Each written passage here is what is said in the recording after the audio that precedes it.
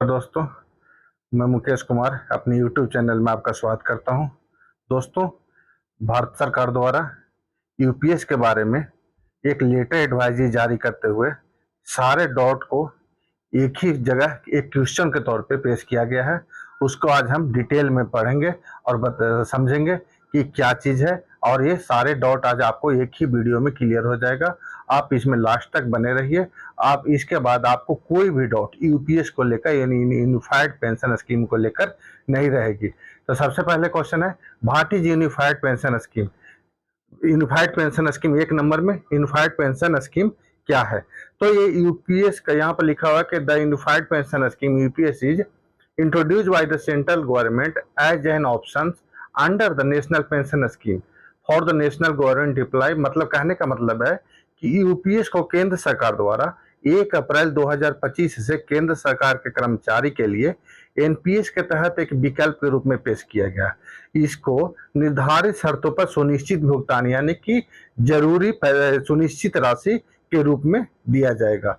दूसरा number question, what existing central government employ is eligible for optimise for UPS. यानी कि क्या जो सेंट्रल गवर्नमेंट अभी कार्यरत है वो यूपीएस के लिए एलिजिबल है। तो यहाँ पर क्या है, yes an existing central government employ in service as a 1 April 2025 who are covered under the national. जो कर्मचारी 1 अप्रैल 2025 के बाद सेंट्रल गवर्नमेंट के जॉब में एम्प्लॉय हुए हैं उनके लिए यूपीएस लागू है। Question number 3, whether newly recruited central government employee is eligible to OPS for UPS। क्या new recruited central government employ है वो यूपीएस के लिए एलिजिबल है। तो आंसर दिया हुआ यहाँ में yes, newly recruited central government employ joining service on after 1 April 2025 eligible for UPS. यानी कि जो नया सेंट्रल गवर्नमेंट एम्प्लॉय है और 1 अप्रैल 2025 के बाद भर्ती हुआ है वो यूपीएस के लिए एलिजिबल है। Question number 4, whether central government employ retired period to 1 March 2025 eligible to automise for the UPS. मतलब कि जो सेंट्रल गवर्नमेंट एम्प्लॉय है और वो 31 मार्च 2025 से पहले रिटायर हो रहा है तो क्या वो यूपीएस के लिए एलिजिबल है। तो यहाँ पर लिखा हुआ यस, ये central government employ who by the covered under NPS retired on before 31 March 2025 तो और and who meet prescribe condition. वो कौन कौन सा कंडीशन है उससे वो क्या है कि वो अप्लीकेबल है। तो हु हैज जो अगर मतलब कहने का मतलब पहला इसका है कि who has super not after minimum 10 years of qualifying service. यानी कि अगर वो 10 साल अपनी सर्विस पूरी कर चुकी हो तो वो यूपीएस के लिए एलिजिबल है। दूसरा में कह रहा है कि अगर आप ही रिटायर्ड अंडर फंडामेंटल उस 56J, यानी कि अगर आप 56J के अंदर भी रिटायर होते हैं। और 56J क्या होता है, एक तरह का इसमें एक रूल होता है, लेकिन आप कोई पनिशमेंट रिटायर्ड नहीं है जिससे कि आपको कोई पनिशमेंट नहीं मिला हो और आप 56J के थ्रू रिटायर हो रहे हैं तो भी आप इसके लिए एप्लीकेबल हैं। या फिर जो legally वेडेड spouse of deceased subscriber eligible under UPS. यानी कि जो लीगल मैरिड स्पाउस है यानी उसका जीवन साथी है वो भी इसके लिए, जो पहले रिटायर हो चुका है वो भी इसके लिए एप्लीकेबल है। अगला क्वेश्चन है 5 number, what are the forms to be filled by eligible central government employee to option for UPS। मतलब कौन कौन सा फॉर्म भरना पड़ेगा सेंट्रल गवर्नमेंट एम्प्लॉय यूपीएस में आने के लिए। तब फॉर्म 1 जो है वो न्यूली रिक्रूटेड सेंट्रल एम्प्लॉय के लिए है जो जिनकी ज्वाइनिंग 1 अप्रैल 2025 से हुई है। फॉर्म 2 जो है जो एनपीएस से यूपीएस में आ रहे हैं उनके लिए एप्लीकेबल है। अगला क्वेश्चन है कि from where the form of enrolment under UPS can be obtained. मतलब यूपीएस में नामांकन के लिए फॉर्म कहां से प्राप्त किया जा सकता है। बहुत लोगों को डाउट है कि कहां से फॉर्म मिलेगा। तो यहाँ पर द फॉर्म A1 और A2 along the introduced list of the document to be attached, यानी कि जो एक वेबसाइट है किसका, यहाँ पर लिखा हुआ है आपको ब्लू कलर से, देखिए कि www.npscra.ndSL ये जो वेबसाइट है इसके ऊपर क्लिक कीजिएगा तो आपको ये दोनों फॉर्म मिल जाएगा। अगला 7 नंबर क्वेश्चन है कि what are the timeline to exercise the option of UPS and NPS to eligible existing as on 31/3/2025 central government employ. यानी कहने का मतलब है कि टाइमलाइन क्या है सेंट्रल गवर्नमेंट एम्प्लॉय द्वारा एनपीएस के तहत यूपीएस का विकल्प चुनने का। हम जो एनपीएस में है उस यूपीएस में जाने के लिए टाइमलाइन क्या है, तो सरकार ने यहाँ पर 3 महीने का दिया गया। क्या करा कि 3 महीने फ्रॉम 1 अप्रैल 2025 से 3 महीना का टाइम दिया हुआ है। 8 नंबर क्वेश्चन क्या है, फिर सेम क्वेश्चन है कि इससे अलग है, थोड़ा सा हटके, what are the timeline to exercise the option to UPS under NPS by the eligible retired central government employ. जो रिटायर हो चुके हैं सेंट्रल गवर्नमेंट एम्प्लॉय उनको, उनके लिए कितना टाइम है, उनके लिए टाइमलाइन क्या है एनपीएस से यूपीएस में आने के लिए, तो उनके लिए भी 3 महीने का टाइम दिया हुआ है कि option has be exercise with 3 month from 1 अप्रैल 2025 से। अगला क्वेश्चन 9 नंबर कि what are the timeline to exercise the option UPS under NPS by the legally wedded spouse in case of the subscriber who has superannuated by retired and his demised period to the exercise option। मतलब कहने का मतलब है कि कानूनी रूप से विवाहित पति पत्नी द्वारा, यानी जो कानूनी रूप से लीगल मैरिज है, उनको एनपीएस के तहत यूपीएस में विकल्प लेने का समय सीमा क्या है, जो या तो बहुत बड़ी बात कहिए कि या तो जो सेवानिवृत्त हो गया है या उनका निधन हो गया है, और वो पति हो सर्विस में या पत्नी हो, दोनों में से कोई अगर निधन हो गया है या रिटायर हो गया तो उनके लिए समय सीमा क्या है, तो उनके लिए भी दोस्तों समय सीमा वही दिया हुआ है। ऑप्शन है 9 नंबर में, देखिए ऑप्शन है to be exercise within the 3 month from 1 अप्रैल 2025 और with such extended timeline any allowed to the central government. जो 3 महीने का टाइम है उनके लिए भी वही है। अगला है कि भट्ट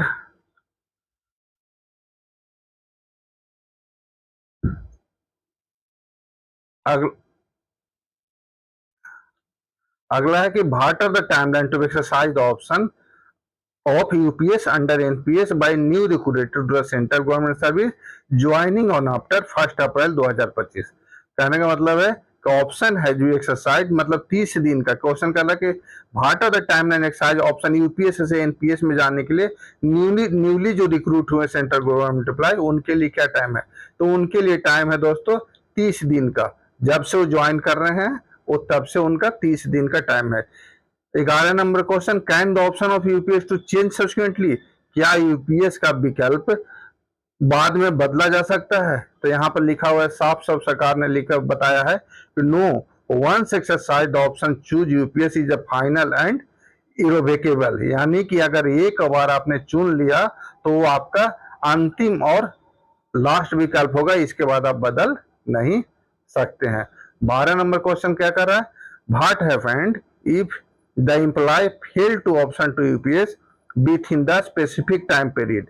अगर दिए हुए टाइम में यूपीएस का विकल्प चुनने में असफल होता है तो क्या होगा, तो इसमें सरकार ने साफ लिखा है 12 नंबर में कि N eligible person who does not exercise the UPS option, तो उसको क्या मान लिया जाएगा, अगर वो यूपीएस नहीं चुनता है तो जो एनपीएस है उसी को उसको मान लिया जाएगा। 13 number, what is the permanent retirement का प्रान नंबर क्या होता है अंडर यूपीएस। बोल रहा है कि यूपीएस के अंदर प्रान नंबर क्या होता है, तो सरकार ने इसमें लिखा है कि प्रान इज परमानेंट, प्रान आपको पता है कि परमानेंट अकाउंट नंबर होता है जो अलॉट करता है, अलॉट हुआ है वो फॉर्म उसमें ओपनिंग के समय, तो उसके लिए करेगा जिसके तहत सभी लेन देन सीआरए सिस्टम द्वारा दर्ज किया जाता है वही प्रान अकाउंट है। 14 number question, where the option form account opening from the UPS to be the submitted to the subscriber, मतलब कहाँ जमा होगा, अगर हमारा अकाउंट ओपनिंग फॉर्म है तो कहाँ जमा होगा, तो यह लिखा हुआ है कि the form can submitted online on physically to the head of office DDO where the subscriber is employed. जहाँ डीडीओ में सब्सक्राइबर एम्प्लॉय है वहां पर भी आप जमा कर सकते हैं। 15 नंबर में क्या बोल रहा है कि whether there is online process of enrolment under UPS, क्या यूपीएस के अंतर्गत इनरोल करने के लिए ऑनलाइन प्रक्रिया क्या है? तो कह रहा है कि यस, ग्राहक सीआरए वेबसाइट पर फॉर्म फिल कर सकता है। 14 में क्या है कि सीआरए वेबसाइट पर आप जाकर फॉर्म फिल कर सकते हैं। 15 नंबर क्वेश्चन क्या कर रहा है कि whether the option forum account opening forum under UPS is the submitted by the subscriber, तो यही बताया था कि कहाँ सबमिट किया जाएगा। तो the form can be submitted online, physically भी दे सकते हैं और डायरेक्ट जाके आप डीडीओ ऑफिस में भी दे सकते हैं। तो अगला है whether the online process enrolment under UPS, online का प्रोसेस क्या है इसमें डीडीओ के अंदर।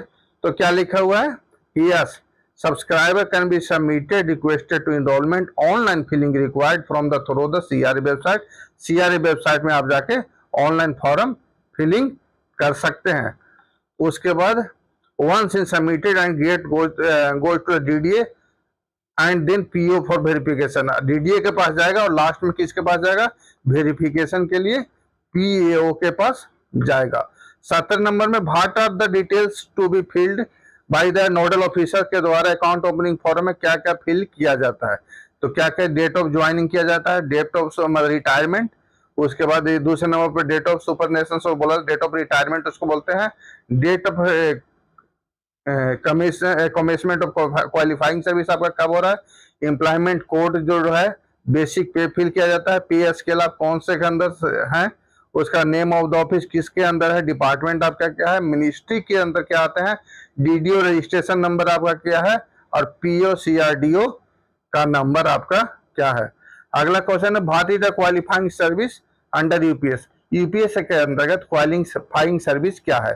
तो जो हेड ऑफ ऑफिस के द्वारा निर्धारित किया गया है, यानी कि जो आपके हेड ऑफ ऑफिस है सभी के लिए अलग अलग होता है, तो उसके अंदर जैसे सीआरपी बीएसएफ ये सब के अंदर अलग अलग होता है। उसके बाद और सेंट्रल गवर्नमेंट एम्प्लॉय के अंदर अलग अलग होता है। तो जो आपका जो हेड ऑफ ऑफिस है जो आपको डिसाइड किया है वही आपका क्वालिफाइंग सर्विस माना जाएगा।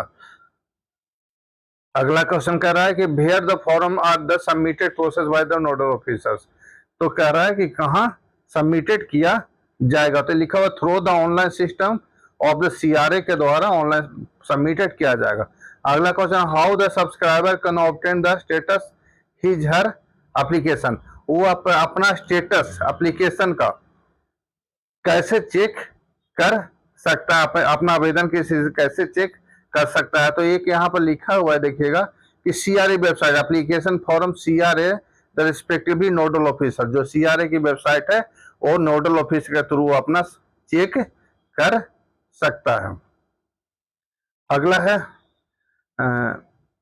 will UPS subscriber still to able to the open oblique maintain hold voluntary NPS tyre 1 और टायर 2 अकाउंट, यानी क्या यूपीएस सब्सक्राइबर एनपीएस टायर 1 और टायर 2 अकाउंट रख सकता है।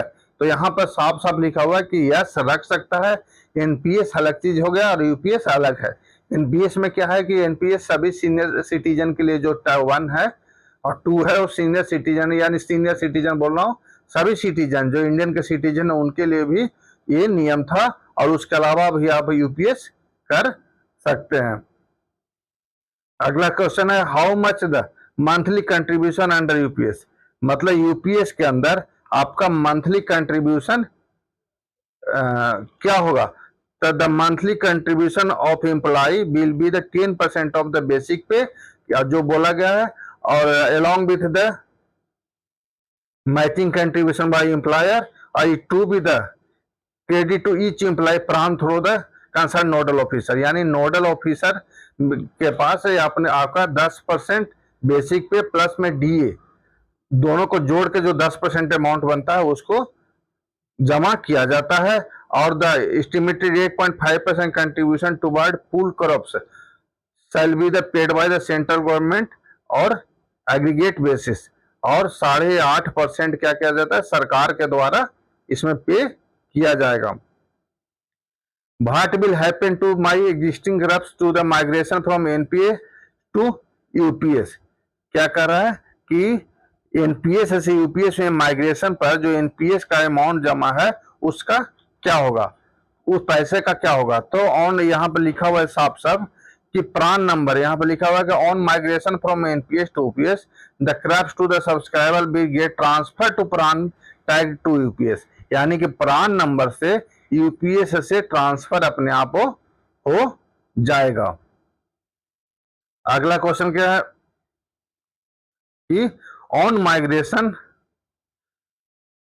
From NPS to PS whether the new PRAN will be issued, क्या अगर इससे on migration NPS to PS हो जाता है तो क्या नया प्रान नंबर इशू होगा। तो यहाँ पर लिखा हुआ on migration from NPS to PS the subscriber shall be identified by the erased while PRAN tagged to UPS, मतलब अलग से इशू नहीं होगा लेकिन वो यूपीएस से ही प्रान नंबर, यूपीएस के लिए जो प्रान है वही उसी का इस्तेमाल किया जाएगा, लेकिन एक ऑपरेट किससे होगा, सीआरए सिस्टम से ऑपरेट होगा। अगला कर रहा है what the individual corpus and benchmark corpus. अभी बार बार जो आ रहा था कि क्रप्स क्या है, इंडिविजुअल क्रप्स क्या है और बेंचमार्क क्रप्स क्या है, तो साफ साफ समझना है कि इंडिविजुअल क्रप्स जो है जो आपका कंट्रीब्यूशन होता है, जो आप देते हैं, क्या कितना 10% जो देते हैं बेसिक और डीए का, और इंडिविजुअल क्रप्स हो गया। और बेंचमार्क क्रप्स जो सरकार देती है वो बेंचमार्क क्रप्स हो गया। अगला क्वेश्चन है what are the timeline to be followed by the government nodal officer processing and the remittance of the contribution under UPS. तो यहाँ पर लिखा हुआ है पार्टिकुलर, ये चीज आप देख लीजिएगा कि on the before the 20 day of each month, मतलब हर महीने वो अपने आप से कंट्रीब्यूट कर लेगा। उसके बाद है what is pool corpus under UPS.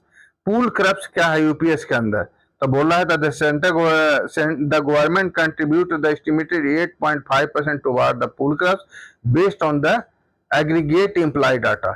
जो एग्रीगेट इम्प्लाई डाटा है उसका 8.5% जो है वो पूल क्रप्स है, जिसमें यहाँ पर लिखा हुआ है कि pool corpus shall B comprise of, किसके ऊपर डिपेंड करता है, additional central government contribution and estimated 8.5% basic पे, यानी कि जो 8.5% आपको बताया था अभी वो है। उसके बाद transfer of balance from for individual crops subscribe for regular, जो 19.3 के अंदर आता है वो भी है।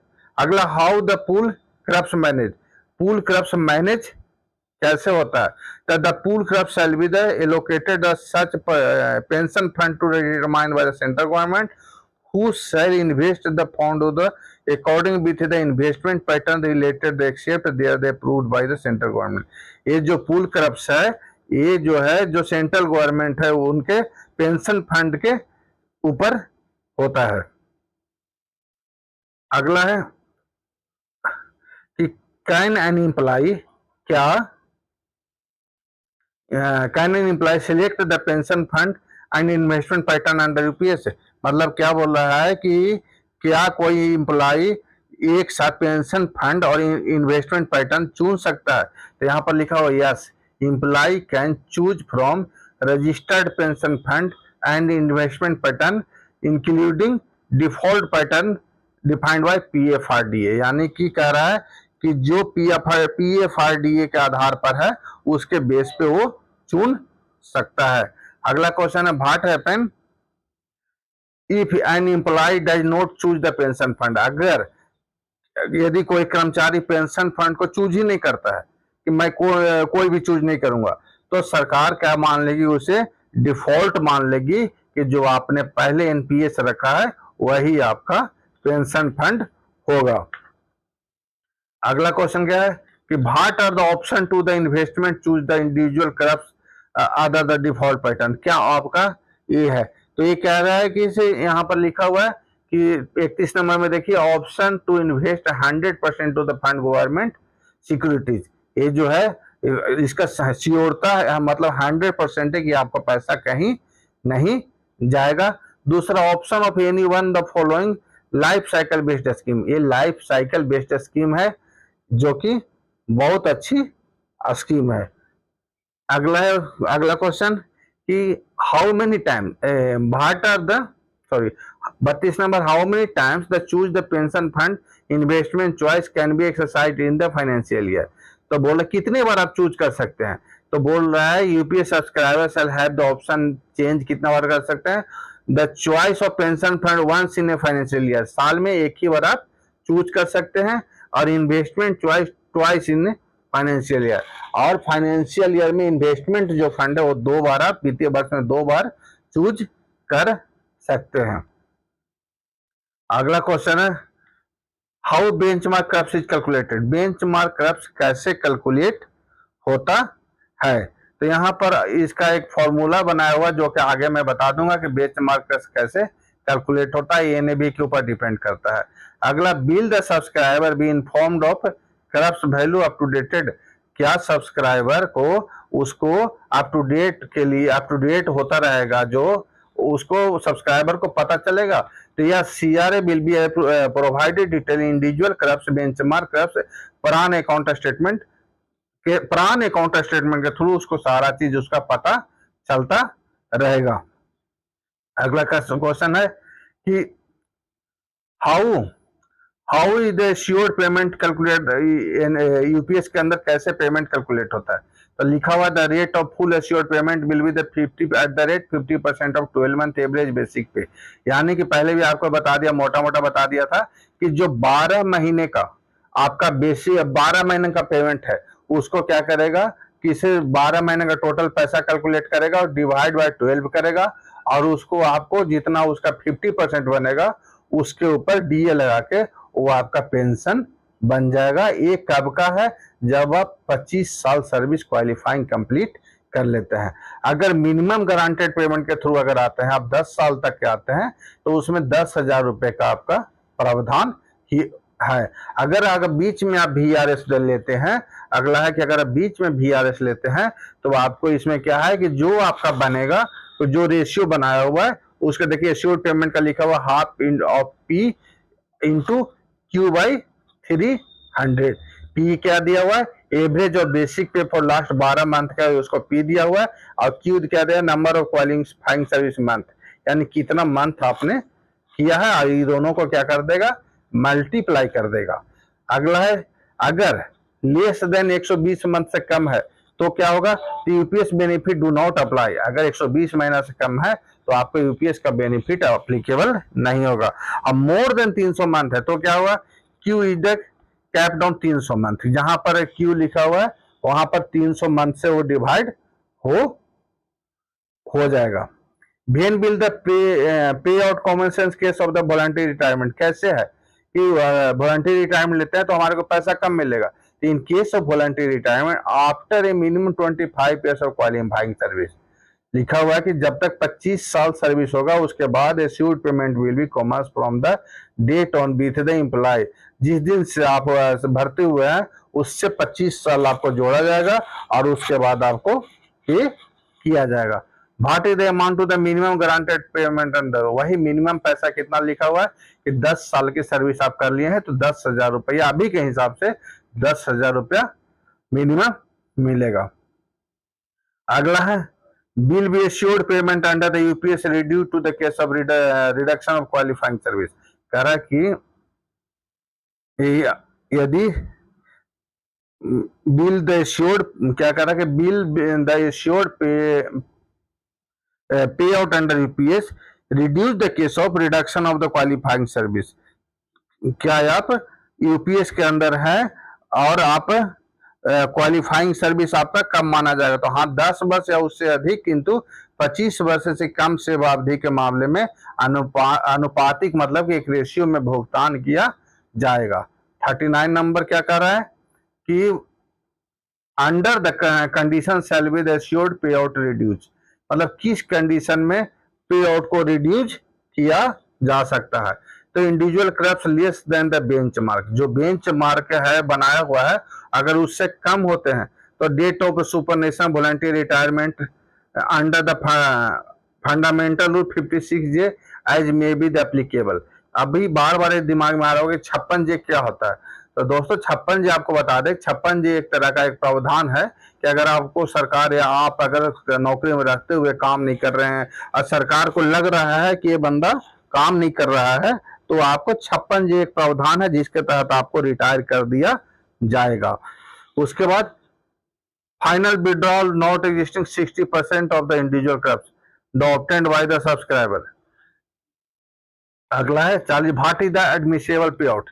एडमिसेबल पे आउट क्या है? तो यह एक फार्मूला बेस्ड भुगतान है जो आपको पहले ऊपर में बताया है कि admissible pay out assured payment जहां पर लिखा हुआ था इंटू IC यानी इंडिविजुअल क्रॉप्स और BC यानी benchmark crops into 1 into FW%।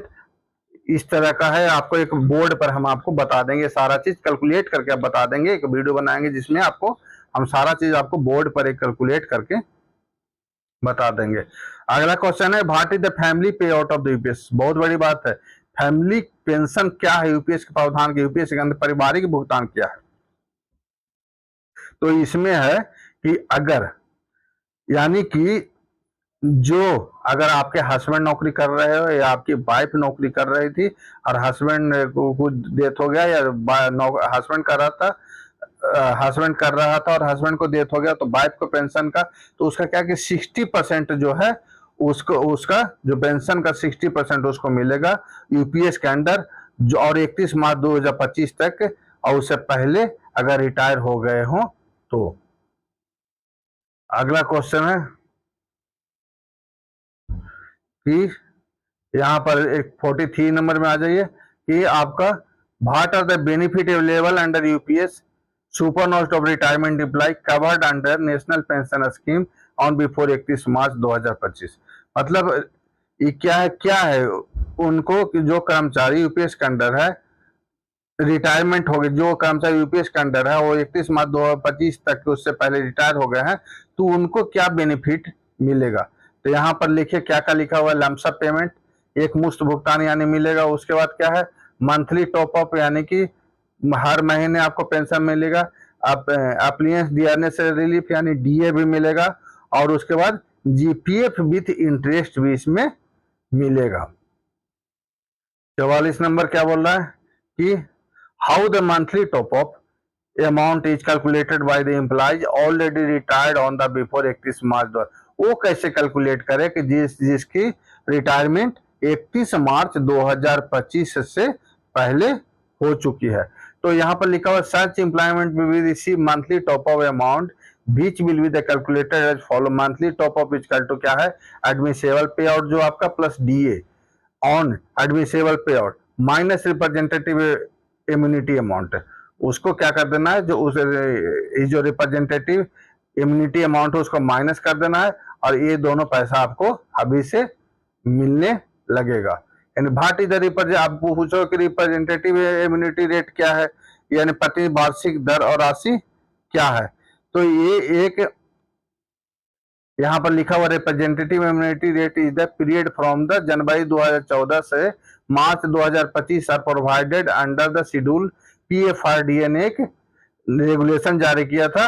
उसको यहाँ पर लिखा हुआ है कि IC इंटू 1 इंटू FW%। ये देख लीजिएगा आपको 45 नंबर पे ये लिखा हुआ है। फॉर्मूला बेस्ड सारा जितना भी है मैं आपको ऐसे बोलूंगा तो आपको समझ में नहीं आएगा, तो मैं एक बोर्ड पे आपको बता दूंगा इसे कैसे कैसे इसको निकालना है और किसको कितना, अगर सर्विस इससे इतना दिन में रिटायर हो जाता है तो उसको क्या क्या मिलेगा।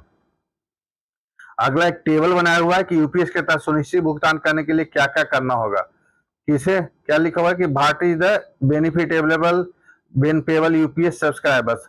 सुनिश्चित भुगतान के लिए उनको क्या क्या लिखा हुआ है। द टाइप ऑफ बेनिफिट देखिए क्या क्या मिल रहा है। लमसम पेमेंट मिल रहा है 1/10 ऑफ द लास्ट बेसिक पे का। उसका फाइनल विड्रॉल अमाउंट मिल रहा है। मंथली टॉप अप यहाँ पर अमाउंट मिल रहा है। उसके बाद देखिए व्हाट आर द यहाँ पर देखिए what are the eligible to receive assured payment and UPS. UPS के तहत सुनिश्चित भुगतान प्राप्त करने के लिए क्या क्या करना होगा। तो यहाँ पर लिखा हुआ है कि इनकेस अगर आप क्या है पूरा सर्विस करके रिटायर होते हैं तो, या फिर 10 साल सर्विस में रिटायर होते हैं तो भी आपको मिलेगा 56 जे में रिटायर होते हैं तो भी आपको मिलेगा, या फिर 25 साल आपकी क्वालिफाइंग सर्विस हो जाती है तो भी आपको मिलेगा। अगला क्वेश्चन है, व्हाट कैन क्लेम फैमिली पे आउट अंडर यूपीएस।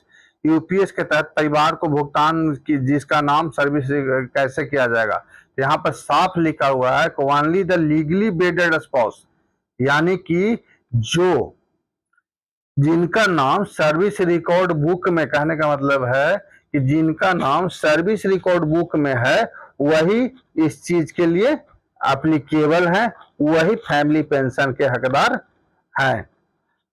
अगला क्वेश्चन है, वेदर वेदर द स्पाउस, यहां पर देखिए क्वेश्चन नंबर 49 कि whether the spouse of the subscriber married after the date of superannuation is eligible for the family payout. देखिए कितनी बड़ी कितने बिल्कुल क्लियर किया हुआ है कि अगर सेवानिवृत्ति के बाद वह विवाहित होता है तो पेंशन के बाद क्या उसका रहेगा, पेंशन जाने के बाद क्या है।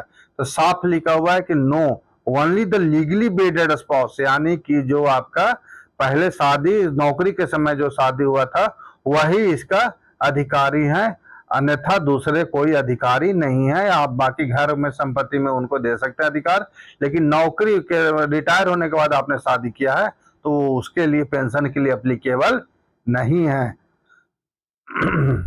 अगला क्वेश्चन देख लीजिए कि is there any provision to the lump sum payment under UPS. क्या कोई प्रोविजन है किसे लमसम कुछ पैसा लेने के लिए।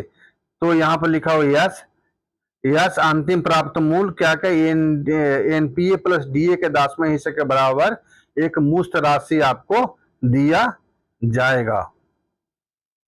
अगला क्वेश्चन है, is there any option is withdraw amount under UPS and time of retirement and do what the extent. क्या बोल रहा है कि क्या सेवानिवृत्ति के समय यूपीएस के अंतर्गत राशि निकालने का कोई विकल्प है और उसकी सीमा तक है। तो यहाँ पर साफ लिखा हुआ है कि यस, ये कॉमन नंबर की बात बोल रहा हूँ कि क्या सेवानिवृत्ति के समय यूपीएस के अंतर्गत राशि निकालने का कोई विकल्प है और किस सीमा तक है। तो यहाँ पर लिखा हुआ देखिए कि yes UPS subscriber shall have the optional final withdrawal on amount not exceeding 60%, यानी कि 60% से ज्यादा को वो निकाल नहीं सकते हैं। अगला क्वेश्चन है, what and how much final withdrawal percentage. Final अंतिम निकासी प्रतिशत क्या और कितना है। तो यहाँ पर पहले भी आपको बता देता है कि अंतिम निकासी UPS subscriber shall also have the option to withdrawal the amount exceeding 60% of the individual corpus of benchmark corpus है, यानी कि इंडिविजुअल क्रप्स या बेंचमार्क क्रप्स, यानी आपका जो पैसा जमा किया हुआ हो या जो सरकार के द्वारा जो पैसा जमा किया हो उसका 60% आप उसमें से पैसा आप निकाल सकते हैं। उसके बाद अब अगला क्वेश्चन देखें कि how the final withdrawal amount shall be calculated in case individual crops is more than the benchmark corpus, यानी कि यदि व्यक्ति कॉर्पस बेंचमार्क से अधिक है तो अंतिम राशि की गणना कैसे की जाएगा। तो यहाँ पर लिखा हुआ है कि final withdrawal of up to the 60% of individual corpus और बेंचमार्क क्रप्स बीच जो कम है उसी का 60% माना जाएगा, न कि जो ज्यादा है उसका माना नहीं जाएगा। उसके बाद अगला है, when will final withdrawal be admissible, अंतिम निकासी कब स्वीकार होगी। तो यहाँ पर लिखा हुआ है कि such final withdrawal shall be admissible on the date of, जो आपका रिटायरमेंट है सुपरनेशन ऑफ वॉलंटरी रिटायरमेंट है उसके जो रूल है, या फिर रिटायरमेंट अंडर अगर आप 56 जे के अंदर रिटायर होते हैं तो उससे आपकी निकासी की स्वीकृति दी जाएगी। अगला क्या है, how the dearness relief applied under UPS. ये जो डियरनेस रिलीफ है डीआर है वो यूपीएस के अंदर कैसे अप्लाई होता है। तो dearness relief declared by the central government, time to time वो क्या हो जाता है कि वो आता रहता है सेंट्रल गवर्नमेंट के गाइडलाइन से दिया हुआ रहता है और उसी के बिहार पर आपको ये मिलेगा। अगला क्वेश्चन है कि whether benefit under UPS are received if the employee has been removed और dismissed on has resigned from the service. क्या कह रहा है कि क्या यूपीएस के अंतर्गत लाभ प्राप्त होंगे यदि कर्मचारी को डिसमिस कर दिया जाए, यानी हटा दिया जा गया हो या बर्खास्त कर दिया गया हो या त्याग पत्र दे दिया गया हो। तो ऐसे स्थिति में नहीं, नो इश्यूड पे आउट, नो इश्यूड पे out sorry will be available in case of the removed or dismissal from service और रिजाइनेशन ऑफ द एम्प्लॉय का रिजाइनेशन के केस में वो एप्लीकेबल नहीं होगा। अगला है कि can a subscriber make partial withdrawal during the service period. क्या वो पार्शियल विड्रॉल कर सकता है, मतलब कि कुछ पार्ट में विड्रॉल कर सकता है? Yes, partial withdrawal up to the 25% save contribution are allowed after the completion look period 3 years. यानी कितना का होना चाहिए? कम से कम क्या 3 साल का होना चाहिए।